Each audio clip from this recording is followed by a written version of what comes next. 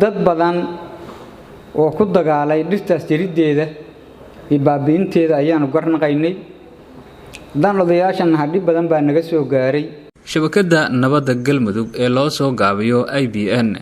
ayna tababarka siisay wasaaradda arrimaha gudaha federaalka iyo dib u heshiisiinta dowlad goboleedka Galmudug ayaa olole wacyigelin ah ka sameysay deegaano hoostaga magaalada Dhuusamareeb waxaana diiradda lagu saarayay wacyigelinta nabadda iyo ilaalinta deegaanka waxaana dadka loo qaybiyay dhir loogu talagalay in deegaanka lagu beero shabakadan ayaa waxaa taageero siisa hay'adda Bargo Foundation deegaanada wacyigelinta laga sameeyay dhirtana la gaarsiiyay ayaa waxaa ka mid ah deegaanada Faragoy iyo Higlaale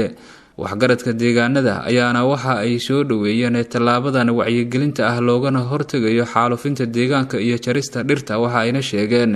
in dhibaato badan ay ku qabaan dhirta oo la jaro dadka geedaha jira waana dhibeen hortiinaan aragnay arintaasna waan qaadanay insha Allah soo dhawaada guddigiina kulli waa sameeynayna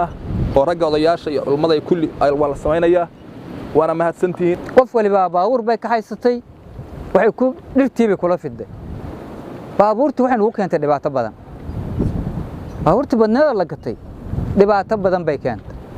waagii hore qoriyo waa la soo raran jiray laakiin maxaa lagu soo raran jiray awra lagu soo raran jiray dhinaca kale waxaa kulan wacyigelin ah loo qabtay bulshada magaalada Dhuusamareeb dadkii madasha ka soo qayb galay ayaana waxa ay sheegeen inay soo dhaweynayaan barnaamijkan mid kamid ah odayaasha dhaqanka ayaa dhankiisa waxa uu sheegay in marar badan ay u fariistaan xal u helidda xiisado ka dhashay muran la xiriira dhir jarista iyo deegaanka anoo ku hadlayo haweenka caasimada in afkooda ku hadlayo waa soo dhaweynaynaa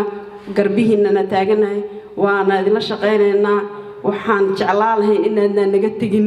hadaa miyi aadaysan iyo hadii magaalada laga shaqeynayo intaba garbihiinaan taaganahay wax walba oo tihiinaan idin lanahay barnaamijkaasi wada jira in looga qayb qaato magaaladu ka qayb qaato deegaanada miyiga ka qayb qaataan dhamaantood uga baaqaynaa nabaduna qof kasta ee nolol ku jirtay dan u tahay maahan qof hadda shakhsi oo aba wada aba loo sheego dan ugu ma jirto marka dhammaan deegaanka in la ilaaliyo bedelkiisana la helo goobo badan baan u tagnay dad badan oo ku dagaalay dhirtaas jirideeda iyo baabiinteeda ayaanu garnaqaynay dan odayaashan hadhi badan baa naga soo gaaray